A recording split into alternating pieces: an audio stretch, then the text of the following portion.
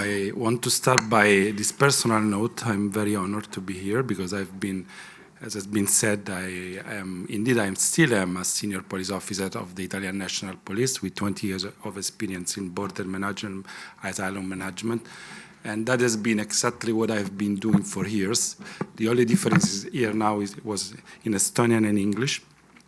And so I'm really happy to be here and try and deliver this presentation.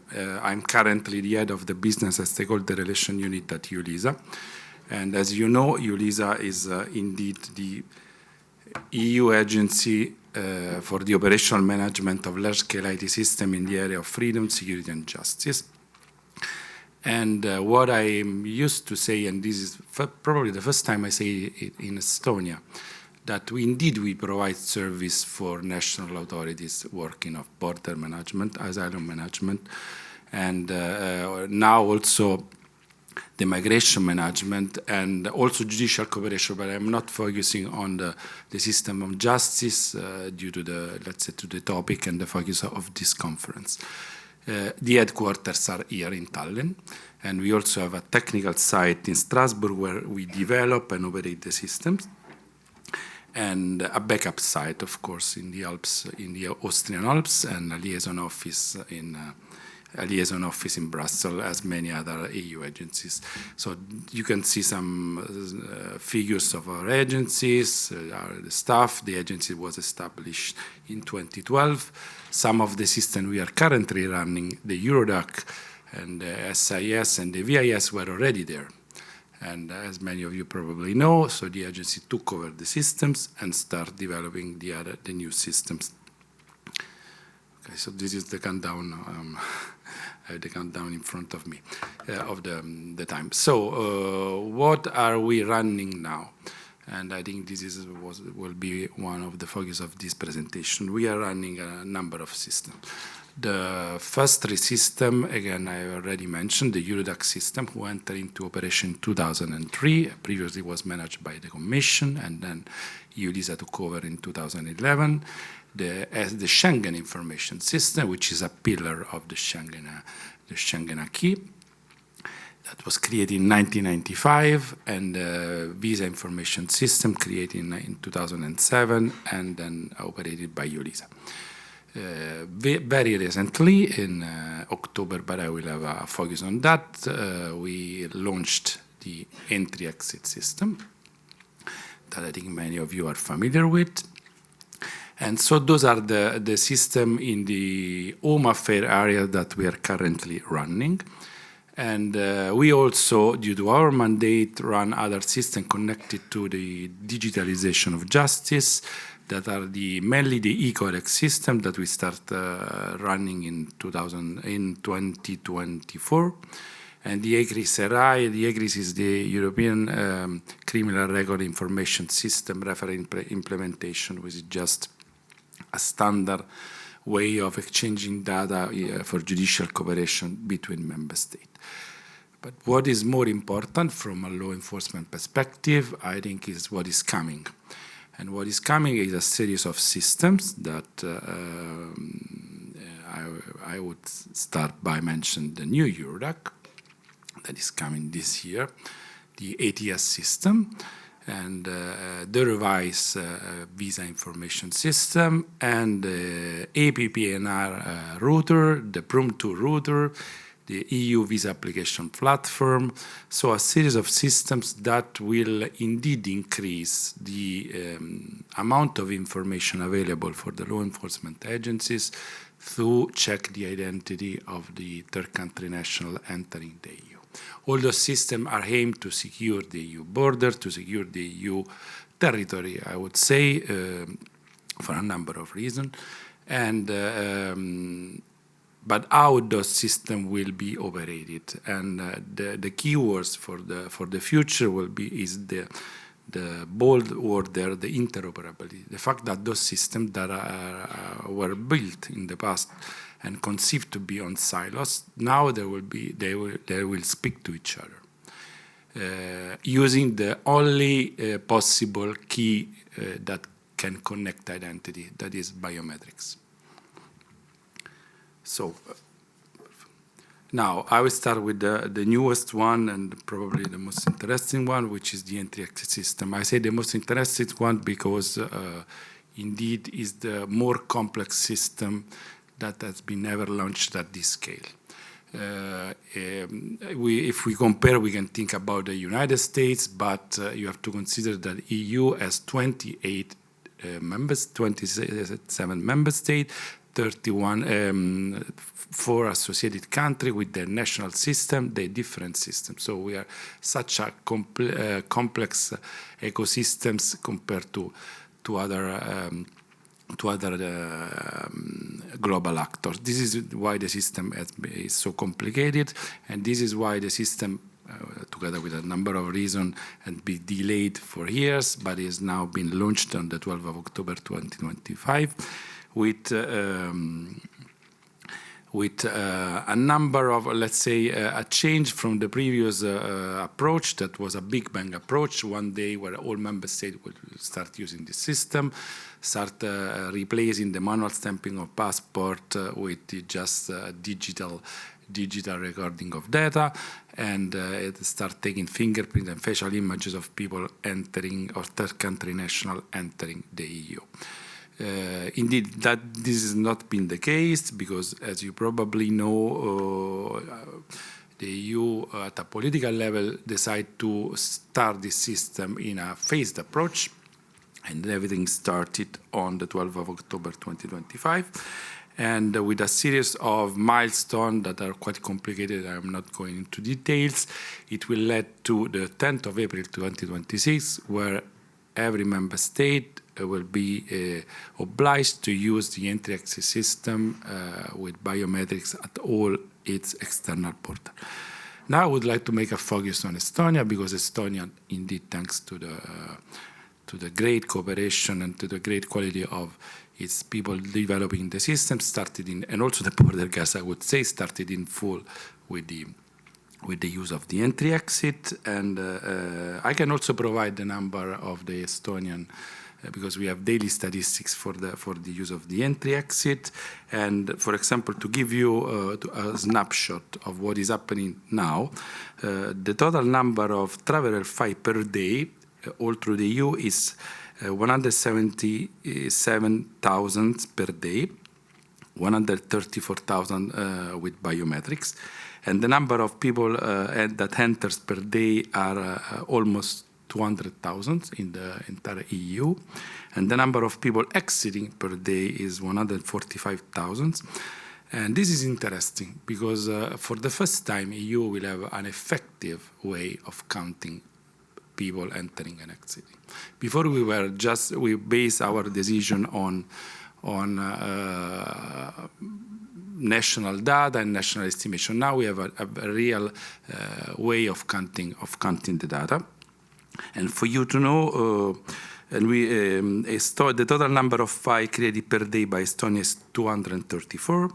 The total number of entry per day in Estonia is 388, and the total number of exit per day is 240. So those are the data for Estonia. Now, be mindful of the time. I will switch to, because I was also listening to the previous presentation, is what the other main system that will be launched in 2026, that is the Eurodac system, the new Eurodac.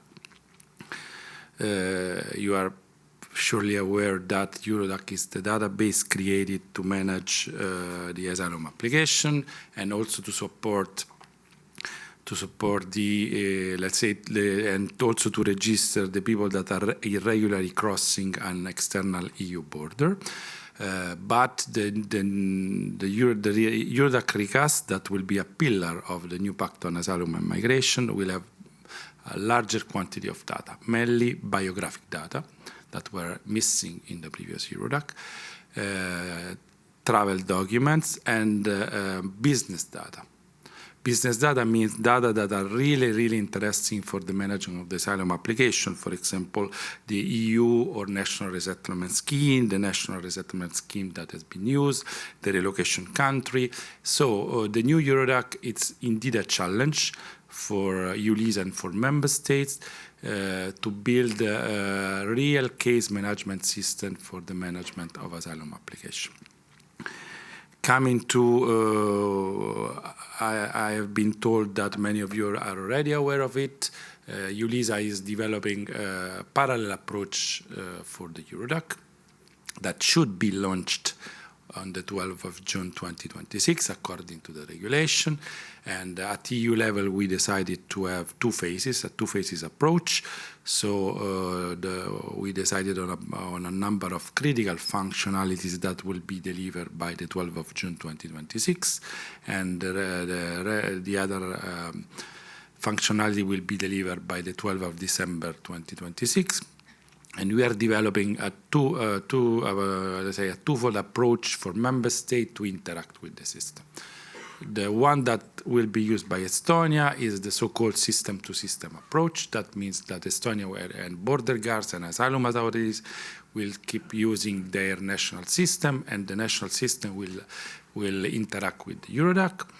But at the same time, we are developing a web portal, a web user interface that will allow member states with a lower number of data in terms of application also to interact with the system directly, I would say more manually, using this web approach.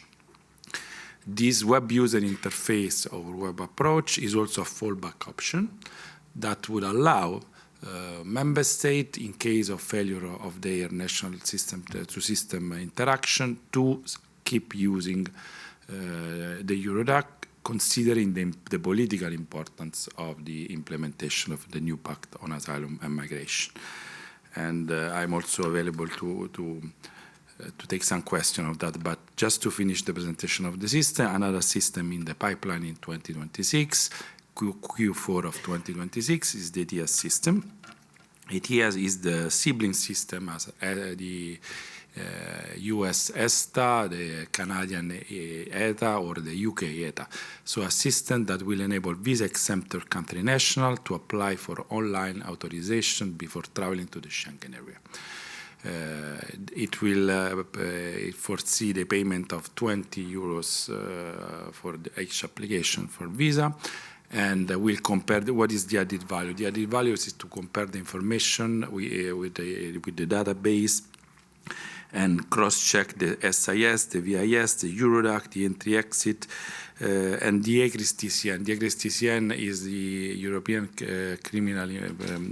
criminal record information system for third-country nationals. So in order to check if a person who is entering or asking for to enter the EU has already been convicted in one of the EU member states. And, well, this is mainly for us. We will develop a mobile app to allow this, to allow the request for the the request for the visa. And what is important to note from our side is that ETIAS will integrate a chat box. So it will be our first system deploying generative AI to reply to the questions. So deploying AI to reply to the questions of the travelers. And what's next? Also the screening regulation connected to the Eurodac. There is also another important point connected to screening, because one of the regulation of the pact is as an objective to quick establish the identity of the third country national subject to the screening by the national screening authorities, so that those people entering the EU will fulfill all the conditions.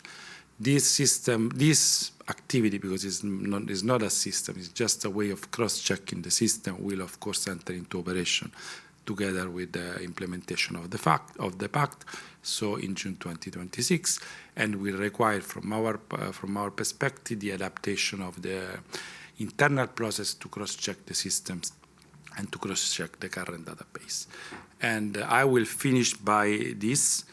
And I'm not entering in the interoperability description, because indeed it's just a way of making all systems speak to each other. But I would say from the law enforcement perspective is that one of the main added value that EULISA is developing is the so-called European search portal, we will provide the national authorities, of course, with a view of the different, there will be a data protection rule and of course strict conditions for people to be authorized to search the system. But we'll provide an integrated search portal that will allow national authorities to search against all the system and to retrieve the information about the identity of the third country national and also the national, the EU national that are subject to an alert in the SIS to and make those information available to the law enforcement authorities.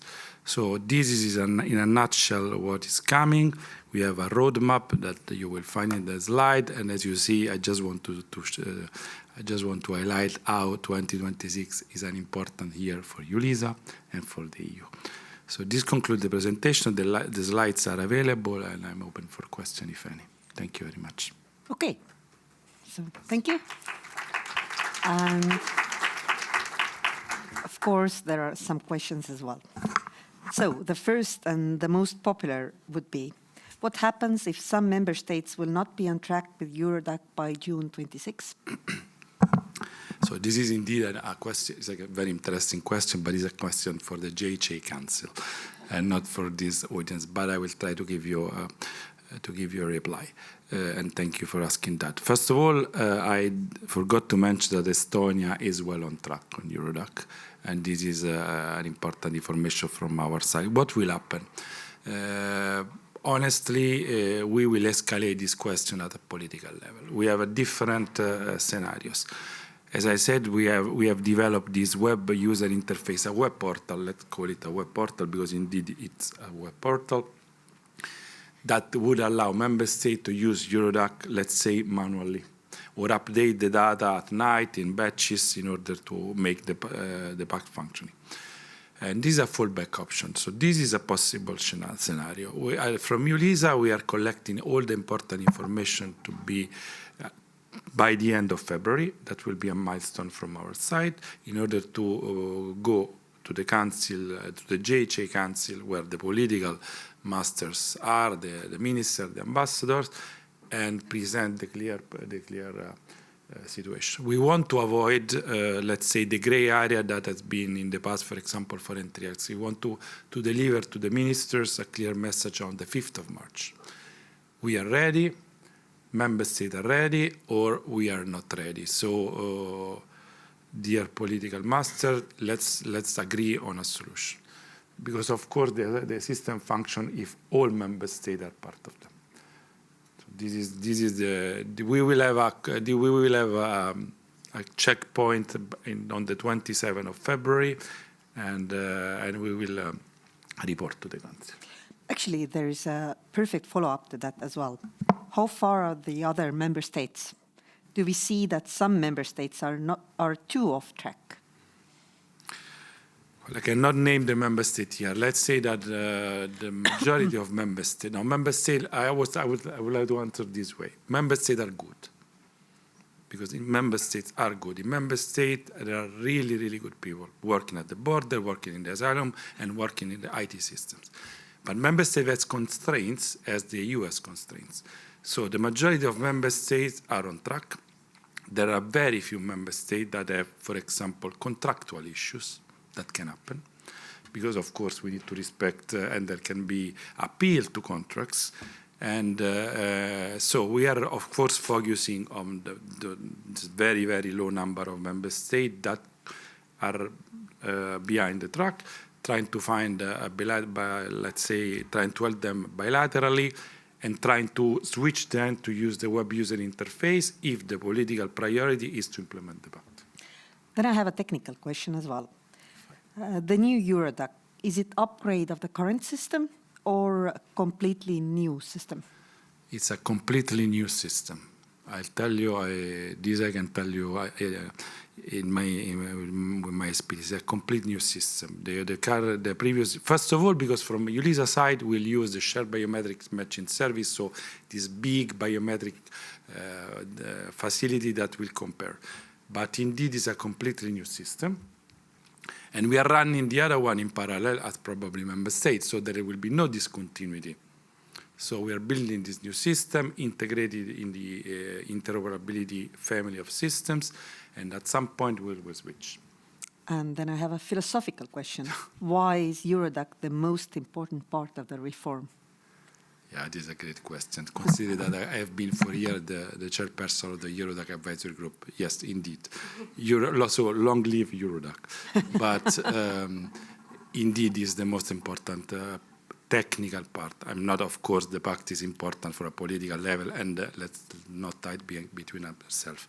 The pact should aim at this famous balance between responsibility and solidarity for member states. This is the political reply. But in order to allow that, we need to have a system that can count, can help member states to exchange information, can bypass the current limits. So, for example, if someone is working in the Dublin unit or in the Dublin, you know that's how many information are missing in the file. Eurodac will provide this information, make this information available. Then is let's say, is a political choice. But without this, we cannot have the information. So it will facilitate and streamline the management of asylum. And in order not to discriminate against people who prefer speaking to typing, is there anybody from the room who wants to ask? Yes. What kind of data will be collected in Eurodac additionally to fingerprints? Great, thank you so much. A lot more than so today, for example, we have only the fingerprint, the sex, and the place of entry and the date of applicant. We'll have much more data. I have the list here if you want, but for first and foremost, facial image. Then name, all the biometrics, all the biographics, sorry. So name, family name, forenames, date of birth, name uses, aliases, nationalities, and also the member state, let's say the country of origin. This is something that, for example, today we don't have in Eurodac. We are not able to make statistics. How many people from, I would say, my Italian experience, from Nigeria are coming? You don't know that. And then there are new category of data, for example, that maybe is not so important for Estonia. Now, the search and rescue. So this is important for the Mediterranean country. How many people are disembarking from a search and rescue operation? Is a search and rescue operation really an illegal entrance? For example, if we go and collect them at the sea, are they illegally crossing or not? This is, in order to have all this kind of let's say, reasoning, we have those data, then we have the data on resettlement, and then we have the travel documents. And if possible, also the color copies of the travel documents, in order to have a complete file. So imagine that the people are bringing their breeding documents when asking for asylum, you know, probably. Those breeding documents will be entered in the Eurodac, not only manually, but also in color copies, so they can be used if that document has been used, for example. And this is also very important for forged documents, because sometimes the same kind of documents are used by multiple migrants. And having the color copies will be an important added value for that. You can find all the list of that in the regulation, but this is mainly the added value of the new Eurodac. Okay, thank you.